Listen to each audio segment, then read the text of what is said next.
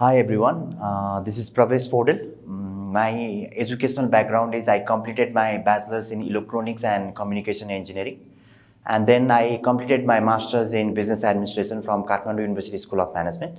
My career background is I started my career journey in an IT company as a software programmer, and then I got an opportunity working in a bank, Citizens Bank, wherein I started my job there as a programmer, but then eventually I became head of IT. And then I again got a good opportunity in multinational bank called Standard Chartered Bank, wherein I worked as a country technology service manager. I worked there for 2 years, and that was a very good experience in terms of multinational culture. And I got a chance to, have a good understanding and knowledge about technology and international practices and all about that. And then again, I got another good opportunity in Nobel Bank as an information security officer (ISO), which is a very new role in Nepalese context and my overall role there is to look in every aspect of the information security. And yeah, that's all about my educational as well as career background. So when I completed my plus two, like normal every human being, मलाई पनि कस्तो थियो त्यो टाइममा भन्दाखेरि चाहिँ अब के पढ्ने भन्ने कुरामा जहिले पनि एउटा चाहिँ डिसिसन मेकिङमा मलाई अलिकति कम्प्लेक्सिटी नै भइरहेको थियो हैन. सो जुन चाहिँ एकदम नर्मल हो, जसलाई पनि हुन्छ हैन. प्लस एउटा चाहिँ कस्तो भन्दाखेरि हाम्रो सानो एजदेखि एउटा भिजन पनि हुँदैन. अब म के गर्छु भन्ने कुराको भिजन हामीमा आइसकेको हुँदैन हैन. सो त्यो कन्टेक्स्टमा मैले चाहिँ ब्याकग्राउन्ड साइन्स लिएको भएर प्लस टूमा साइन्स लिएको भएर त्यसपछि के पढ्ने भन्दाखेरि चाहिँ अब त्यो बेलाको ट्रेन्ड पनि हेरिन्छ कि ट्रेन्ड हेरिन्छ, साथीभाइले चाहिँ के गर्नु खोजिरहेको छ त्यो हेरिन्छ हैन. मैले चाहिँ त्यसरी डिसिसन लिएको थिएँ. अहिले आएर हेर्दाखेरि चाहिँ okay that was a right decision, but that's not the way. म अहिले त्यो चाहिँ रेकमेन्ड गर्दिनँ. किन रेकमेन्ड गर्दिनँ भन्दाखेरि एउटा सर्टेन भिजन चाहिँ एटलिस्ट पनि प्लस टू सकिसकेपछि मान्छेहरूमा हुनैपर्छ. त्योपछि के हुन्छ कि अब म बाहिर जान्छु अथवा यहाँ बस्छु हैन, त्यो कुरा चाहिँ क्ल्यारिटी हुनु पऱ्यो. अब कतिजना कस्तो देखिरहेको छु भन्दाखेरि नेपालमा चाहिँ केही हुन सक्दैन, सो बाहिर जाउँ अथवा चाहिँ मेरो सबै साथीहरू बाहिर छ बाहिर जाउँ भने त्यसरी चाहिँ डिसिसन मेकिङ गरेर आउँछ. I think which is very wrong. तपाईँको क्ल्यारिटी तपाईँ के पढ्ने, आइटी पढ्ने कि अथवा कुनै अरूमा पनि. म चाहिँ अब आइटी ब्याकग्राउन्डको भएर I focus more on IT, so मैले चाहिँ आइटी नै भनिरहेको हुन्छु होइन. तर एउटा कुरा चाहिँ के भन्दाखेरि आइटीको इन केस अफ तपाईँहरूलाई चाहिँ अब बाहिर जाने कि यहाँ बस्ने भन्ने कुरा त्यो क्ल्यारिटी छ भने चाहिँ my recommendation would be to bachelor चाहिँ तपाईँले त्यहाँ गर्नुहोस्. बाहिरै जान मन छ भने पनि अथवा चाहिँ यहीँ बस्ने भए त म त आई विल डेफिनेटली रेकमेन्ड यहीँ पढ्नुहोस्, ब्याचलर सघाउनुहोस्, मास्टर सघाउनुहोस्. यहाँ जब अपर्च्युनिटी पनि धेरै छ. इफ इन केस तपाईँलाई बाहिर जानु छ भने पनि त्यो एउटा क्ल्यारिटी चाहिँ ल्याउनुहोस् र प्लस राम्रो युनिभर्सिटी हेरेर जानुहोस्, कहाँ जान लागेको भनेर होइन, त्यो हेरेर मात्र जानुहोस्. अदरवाइज चाहिँ यहीँ पढ्दाखेरि पनि चाहिँ म चाहिँ एकदम हाइली रेकमेन्ड गर्छु. सो अब मैले चाहिँ यहाँको एजुकेसनल प्याटर्न चाहिँ मैले पहिलाको पनि देखाएको छु र अहिले किनभने म अहिले चाहिँ I am not only working in a bank, I am also working as a visiting lecturer in Global College International. So त्यो कन्टेक्स्टमा चाहिँ मैले पढाइ पनि रहेको छु र मैले पढि पनि सकेको थिएँ. त्यो त्यसलाई चाहिँ मैले कम्पेयर गर्दाखेरि what I will say is like त्यो पढाउने प्याटर्न पनि पहिला र अहिलेमा धेरै चेन्ज भएको छ. जस्तो हामीले इन्जिनियरिङ गर्दाखेरि मैले चाहिँ के पाएँ भन्दाखेरि त्यसमा प्र्याक्टिकल एस्पेक्ट थिएन. हामीले चाहिँ बडी मोर फोकस अन थियोरिटिकल एस्पेक्टमा हामीले चाहिँ पढ्ने घोकन्ते टाइपको थियो होइन. तर अहिलेको नयाँ कलेज नयाँ युनिभर्सिटीको जसले चाहिँ बाहिरको प्याटर्नहरू चाहिँ प्र्याक्टिस गरिरहेको छ त्यो हेर्दाखेरि चाहिँ के बुझिन्छ भन्दाखेरि अहिलेको चाहिँ पढाउने प्याटर्नहरू चेन्ज भइरहेको छ. So IT is more about पढ्ने त छ, नलेज त चाहियो होइन, तर अलिकति चाहिँ ह्यान्ड्स अन अलिकति प्र्याक्टिकली गरेर मात्र त्यो कुरा के भन्ने कुरा बुझिन्छ होइन. सो त्यो कन्टेक्स्टमा चाहिँ अब अहिले त्यो अहिलेको कलेजेसहरूमा हेर्ने, नेपालकै कलेजेसहरूमा हेर्ने हो भने पनि प्र्याक्टिकल एस्पेक्ट पनि दिइरहेको हुन्छ र ब्याचलर सकिँदाखेरि केही आउँदैन होइन कि उसलाई चाहिँ थ्योरिटिकल पनि नलेज हुन्छ प्लस प्र्याक्टिकल नलेज हुन्छ. काम गरेको भोलिपल्टदेखि चाहिँ उसले चाहिँ हुन्छ नि जब जोइन गरेको भोलिपल्टदेखि उसले काम गर्न सक्ने इन्भाइरोमेन्ट चाहिँ उमा आइसकेको हुन्छ. हो त्यो चाहिँ अहिले नेपालको कन्टेक्स्टमा देखिरहेको छु र यहीँ पढ्दाखेरि पनि त्यो एस्पेक्ट चाहिँ आइरहेको छ. इन्फर्मेसन टेक्नोलोजीलाई चाहिँ अब हामीले कसरी लिनु पऱ्यो भन्दाखेरि यसमा चाहिँ डिफ्रेन्ट पार्ट्सहरू छ. जस्तो चाहिँ हाम्रो अब त्यसमा नेटवर्किङ होला होइन, हेर्दाखेरि इन्फर्मेसन टेक्नोलोजी भने पनि त्यसभित्र पनि डिफ्रेन्ट विङ्सहरू हुन्छ होइन. आइटी नेटवर्किङ होला, सफ्टवेयर डेभलपमेन्ट होला, इन्फर्मेसन सेक्युरिटी होला, अथवा चाहिँ त्यसमा चाहिँ अब हामीले अहिलेको नयाँ टेक्नोलोजी आर्टिफिसियल इन्टेलिजेन्सको स्टडी रिसर्चदेखि लिएर धेरै कुराहरू हुन्छन् होइन. सो त्यसमा पनि अब हामीले चाहिँ अब आफूलाई अलिकति केही इन्ट्रेस्ट छ केही कुरामा, जस्तो मलाई चाहिँ मोबाइल एप्सहरूमा इन्ट्रेस्ट छ भने त्यतातिर लाग्ने होइन, सफ्टवेयर डेभलपमेन्टतिर लाग्ने होइन. मलाई चाहिँ नेटवर्किङतिर इन्ट्रेस्ट छ भने नेटवर्किङतिर लाग्ने. अथवा चाहिँ मेरो चाहिँ मलाई चाहिँ कस्तो भने ह्याकर्सहरूतिर बढी चाहिँ इन्ट्रेस्ट आइरहेछ, त्यसमा चाहिँ मेरो इन्ट्रेस्ट बढी गइरहेछ भनेपछि इन्फर्मेसन सेक्युरिटीतिर लाग्ने. अब त्यसमा चाहिँ आफू क्ल्यारिटी आफूमा के आउनु पऱ्यो भन्दाखेरि चाहिँ मलाई चाहिँ केमा बढी इन्ट्रेस्ट छ. त्यो भने के हुन्छ नि, if you really want to learn you have to have fun on that part right. So तपाईँहरूलाई चाहिँ मलाई इन्ट्रेस्ट लागिरहेछ कुनै सब्जेक्टमा, मलाई यो एरियामा इन्ट्रेस्ट छ भनेपछि त्यही विङ्समा जानुभयो भने चाहिँ के हुन्छ भन्दाखेरि तपाईँले बढी फोकस गर्नुहुन्छ, तपाईँले बढी कन्सन्ट्रेट गर्नुहुन्छ र तपाईँको चाहिँ आउटकम अभियसली त्यो बेटर, त्यो वेमा चाहिँ बेटर हुन्छ. अब हामीले चाहिँ जस्तो मैले मेरो आफ्नो पर्सनल एक्सपिरियन्समा चाहिँ मैले ब्याचलर्स इन इन्जिनियरिङ गरेको होइन। सो इन्जिनियरिङ गरेको भन्ने बित्तिकै के बुझ्नु पऱ्यो भन्दाखेरि तिम्रो सोसाइटीमा चाहिँ एउटा प्रेसर आइसकेको हुन्छ। किन आइसकेको हुन्छ नि, अब यसले इन्जिनियरिङ गर्छ and once you done with engineering you'll get a good job, you'll get highly paid job, अनि त्यस पछाडि तिम्रो करियर सेट हुन्छ भन्ने खालको एक्सपेक्टेसन आफूले पनि कता कता सोचिरहेको हुन्छ, प्लस सोसाइटीमा पनि त्यो एक्सपेक्टेसन हुन्छ होइन। तर एउटा कुरा चाहिँ म आफ्नो पर्सनल एक्सपिरियन्सबाट के भन्न चाहन्छु भन्दाखेरि इफ नेपालमै बस्नु छ भने अलिकति पेसेन्स चाहिँ चाहिन्छ। किन पेसेन्स चाहिन्छ भन्दाखेरि यहाँ चाहिँ त्यो बाहिरको युएसए र यहाँ कम्पेयर गर्न मिलेन कि। किन मिलेन भने त्यहाँ अपर्च्युनिटिज धेरै छ, यहाँ कम छ। तर यहाँ छैन चाहिँ म भन्दिनँ। इनकेस अहिलेको सिनेरियो, अहिलेको डेटा हेर्ने हो भने एउटा चाहिँ एक्सपिरियन्स मान्छेको चाहिँ यहाँ के छ भन्दाखेरि ह्युमन रिसोर्स क्राइसिस छ। त्यो कुरालाई चाहिँ एकदम राम्रोसँग नोट गर्नुहोस् होइन। ह्युमन रिसोर्स क्राइसिस किन छ भन्दाखेरि every one is going outside होइन। एउटा चाहे प्रेसरले होस् अथवा उसको मन लागेर होस्, जसरी भए पनि ऊ बाहिर गइरहेछ, उसले अपर्च्युनिटी बाहिर देखिरहेछ, बाहिर गइरहेछ होइन। सो के छ भन्दाखेरि 5 वर्ष 6 वर्ष एक्सपिरियन्स भएको मान्छे यहाँ भेट्नै गाह्रो छ। सो भेट्न गाह्रो छ किनभने एउटा कुनै राम्रो रोल पाइरहेछ, कुनै राम्रो रोल चाहिँ एउटा अर्गनाइजरले चाहिँ एउटा भ्याकेन्सी निकाल्यो भने त्यो मान्छे कहाँ खोज्ने त? किन भन्दाखेरि यहाँ मान्छे नै छैन, सबै बाहिर गइरहेछ होइन।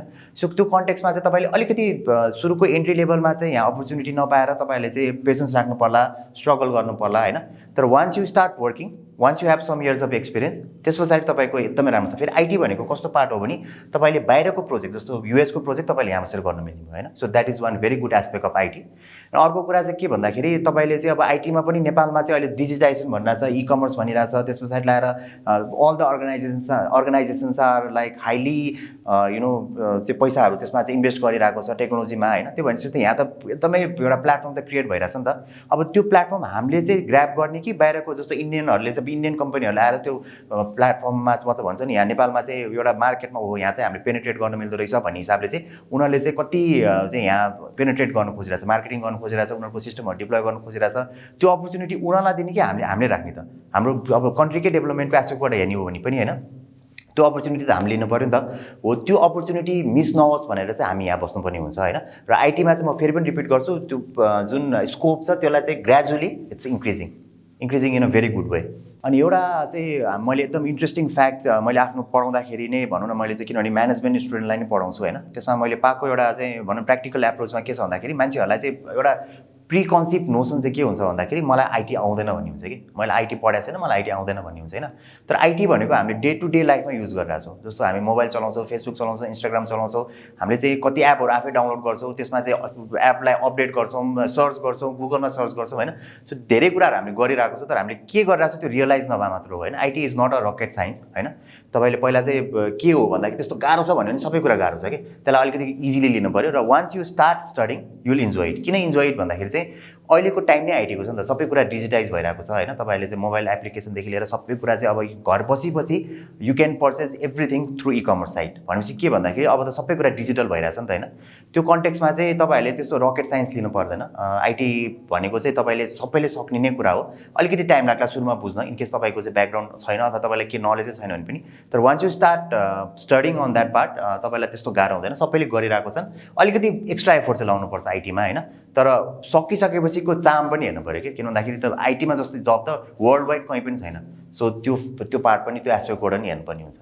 सबैको चाहिँ आफ्नो आफ्नो एउटा हुन्छ। जस्तो कोही कति चाहिँ मेरो सँगै पढेको साथीहरू पनि कतिजना चाहिँ बाहिर गएर बसेर सेटल भइरहनु भएको छ होइन। आइदर चाहिँ इन्जिनियरिङ +2 पछि गएको अथवा चाहिँ इन्जिनियरिङ सकाएर पिआर लिएर गएकोहरू पनि मैले कुरा गरिरहेको छु। सो उनीहरूले चाहिँ वहाँ जाँदाखेरि त्यो डलरमा चाहिँ इन्कम हुन्छ, अपर्च्युनिटी पनि राम्रो होला होइन। तर त्यो कन्टेक्समा चाहिँ मेरो आफ्नो पर्सनल बिलिभ चाहिँ के भने मलाई कहिले पनि बाहिर जान मनै लागेन कि। मलाई चाहिँ नेपालमै बस्न मन लाग्यो, यही नै जब गर्न मन लाग्यो होइन। सुरुमा मैले भने सुरुको फेजमा चाहिँ मलाई अलिकति स्ट्रगल पनि भयो होला, जब पाइरहेको थिएन होला होइन। बाहिर उनीसँग कम्पेयर गर्दाखेरि त्यो पैसा पनि यहाँ चाहिँ त्यहाँ the income that they are earning and the income that I am earning here, dollar र नेपालमा कन्भर्ट गर्दाखेरि चाहिँ द्याट्स अ ह्युज डिफ्रेन्स होइन। त्यो सुरुको फेजमा त्यो फेस भयो होला। तर अहिले आएर हेर्दाखेरि I am very happy why because I am doing a good job here. मैले अपर्च्युनिटी सुरुमा नपाए पनि अहिले पाइसकेँ र अहिले चाहिँ धेरै एस्पेक्टमा मैले काम गर्ने मौका पाइसकेँ, जुन बाहिर गएकोले नपाए पनि हुनसक्छ। किनभने हामीले यहाँ नेपालमा कस्तो हुन्छ भन्दाखेरि डिफ्रेन्ट एउटा आइटीमा काम गरिसकेपछि हामीले चाहिँ डिफ्रेन्ट एरियामा हेर्नुपर्ने हुन्छ। जब कि बाहिर चाहिँ त्यो पर्टिकुलर एरियामा मात्र फोकस गर्दाखेरि त्यो नलेज पनि ममा भएको हुनसक्ला। मैले एउटा अजुन मात्र गरेँ, सायद उनीहरूले बढी गरे नि हुनसक्छ होइन। र अर्को कुरा चाहिँ जस्तो नेपालको कन्टेक्समा चाहिँ टेक्नोलोजी उताको र यतामा खासै डिफ्रेन्स पनि छैन। अहिले चाहिँ नेपाली अर्गनाइजेसनहरूले पनि इन्भेस्ट गरेर नयाँ टेक्नोलोजीहरू डिप्लोय गरिरहेको छ होइन। त्यसमा चाहिँ हाम्रो अहिले टेक्नोलोजी एस्पेक्टबाट पनि we are very doing good in Nepal also. र त्यो कन्टेक्स्टमा चाहिँ म I am very happy working in Nepal here and also मेरो फ्युचर प्लान पनि म नेपाल छोडेर जाने कहिले पनि हुनै हुँदैन। अब त किन भन्दाखेरि एउटा म सेटल पनि भइसकेको छु र अब चाहिँ कस्तो पनि आइसकेको छ भन्दाखेरि मलाई चाहिँ अब यहाँ मैले चाहिँ भनौँ न यो टेक्नोलोजी फिल्डमा चाहिँ I am the one who will be contributing, त्यो खालको चाहिँ मैले माइन्डसेट गरिसकेको छु होइन। So my future plan is of course to stay here work in any of the organisation. अहिले एउटामा छु भने भोलि अर्कोमा नि हुनसक्छु होइन, त्यो कन्टेक्स्टमा चाहिँ त्यही। सो भनौँ न फर इक्जाम्पल तपाईँहरूले चाहिँ एउटा कुनै नेपालको कुनै कलेजमा इन्जिनियरिङ जोइन गर्नुभयो अरे होइन। अब नेपालमा चाहिँ कस्तो छ भन्दाखेरि यहाँ चाहिँ अहिले पनि कति कलेजेसहरूमा चाहिँ कस्तो छ भन्दाखेरि अलिकति बढी नै कोर्स पनि अलिकति ठुलै छ र हामीले चाहिँ पढ्न पनि धेरै नै पढ्नुपर्ने हुन्छ होइन। सो कति केसेसहरू मैले देखाएको छु कि सुरुमा उनीहरूलाई एकदम गाह्रो हुने अथवा चाहिँ सब्जेक्ट ब्याक लाग्ने होइन, त्यस्तो केसेसहरू पनि धेरै देखेको छ। अनि कतिजनाले चाहिँ सुरुमा गिभअप दिन्छन् कि जस्तो अब मैले सक्दिनँ होला इन्जिनियरिङ भनेर गिभअप दिन्छन्, कतिले चाहिँ त्यसलाई चाहिँ कन्टिन्यू गरेर जसरी पनि सघाउँछन् होइन, त्यो मान्छेको माइन्डसेट हो। सो यसमा चाहिँ मैले केमा फोकस गर्न खोजेँ भने एउटा कुरा चाहिँ मैले आफूमा पनि जस्तो नर्मली कुनै पनि इन्टरभ्यूमा जाँदाखेरि what is your strength and what is your weakness भनेर सोधेर हुन्छ नि, त्यसमा चाहिँ मैले आफ्नो स्ट्रेन्थ चाहिँ के भन्छु भन्दाखेरि if I start something I will complete it होइन। त्यो माइन्डसेट चाहिँ सबैले डेभलप गर्नुपर्छ जस्तो लाग्छ कि मलाई। जस्तो मैले चाहिँ अब पहिले मलाई के क्ल्यारिटी आउनु पऱ्यो, ल म चाहिँ त्यही आइटी फिल्डमा जान्छु र म इन्जिनियरिङ गर्छु भनिसकेपछि अब इन्जिनियरिङ स्टार्ट गरिसकेपछि बिचमा सुरुमा गाह्रो भयो भनेर छोड्ने होइन कि, त्यसमा चाहिँ के गर्नु पऱ्यो भने त्यसलाई कन्टिन्यू गर्नु पऱ्यो, जसरी पनि सघाउनु पऱ्यो होइन, एक्स्ट्रा एफोर्ट लाउनु पऱ्यो। अनि त्यसपछि अब त्यो सक्यो, इनकेस तपाईँहरूले चाहिँ इन्जिनियरिङ सघाउनु भयो, अब त्यसपछि के गर्ने त भन्ने कुरा आउँछ कि। त्यसपछि पनि तपाईँले इमिडिएटली आज कलेज सक्यो भोलि नै तपाईँ इन्जिनियर भनेर घरमा तपाईँलाई जब दिन आउने भनेको एकदमै रेयर चान्स हो इन नेपाल। बाहिरतिर हुन्छ होला जस्तो चाहिँ युनिभर्सिटिजहरू आएर त्यहाँ चाहिँ जब प्लेसमेन्टहरूको कुरा हुन्छ, नेपालमा त्यो प्र्याक्टिस अहिलेसम्म स्टार्ट भइसकेको छैन। कहीँ कहीँ सुरु भयो होला तर मोस्ट अफ द अर्गनाइजेसन्सले त्यो गर्दैन। भनेपछि तपाईँहरूले के गर्नु पऱ्यो नि, यु हेभ टु जबलाई चाहिँ तपाईँले आफूले सर्च गर्नु पऱ्यो होइन। So which is very complex here होइन। एउटा त अपर्च्युनिटिज पाएर आउँदैन, प्लस अर्को कुरा के भन्दाखेरि तपाईँहरूलाई चाहिँ सुरुमै एक्सपिरियन्स खोजिन्छ। सो जुन एक्सपिरियन्स आफूमा भइसकेको हुँदैन होइन। सो त्यो बेलामा चाहिँ म के सजेस्ट गर्छु, के रेकमेन्ड गर्छु भन्दाखेरि ह्याभ सम पेसेन्स होइन। बरु त्यो जुन टाइममा तपाईँले जबको लागि वेट गरिरहनु भएको छ त्यो बेलामा बरु एडिसनल स्किलहरू केही सिक्ने हो कि होइन। अहिले त सिक्न पनि तपाईँले गुगल गर्न सक्नुहुन्छ, युट्युबबाट हेर्न सक्नुहुन्छ होइन, घर बसी पनि एडिसनल स्किलहरू सिक्ने। Have some patience. मैले रिपिटेडली एउटा कुरा के भनिरहेको छु भने once you start working here have some experience, त्यस पछाडि यहाँ धेरै अपर्च्युनिटी छ। सुरुको फेजमा चाहिँ तपाईँहरू गिभअप दिनु भएन, you have to have some patience and wait for the right opportunity for you. So finally I would like to thank Norton e-learning center for inviting me here and to speak some words. Thank you so much for that, giving me this opportunity. And to all the students watching this, all the best for your career, for your like further program, for whatever academic you choose. All the best for that. My only last word for you is whatever you do it best. तपाईले चाहिँ हुन्छ नि सबैको आफ्नो आफ्नो इच्छा हुन्छ, सबै आफ्नो आफ्नो एउटा भिजन हुन्छ हैन, जेमा गर्नुहुन्छ राम्रो गर्नुस्। र मैले रिपिटेडली एउटै कुरा के भन्छु भन्दाखेरि जे गरे पनि त्यसलाई कन्टिन्युटी दिनुस् के, त्यसमा कन्टिन्युटी बिचमै नछोड्नुस्, कन्टिन्युटी दिनुस्। र तपाईले त्यो कुरामा चाहिँ तपाईले हुन्छ नि एउटा निरन्तरता दिनुहुन्छ भने you will definitely success. Thank you so much.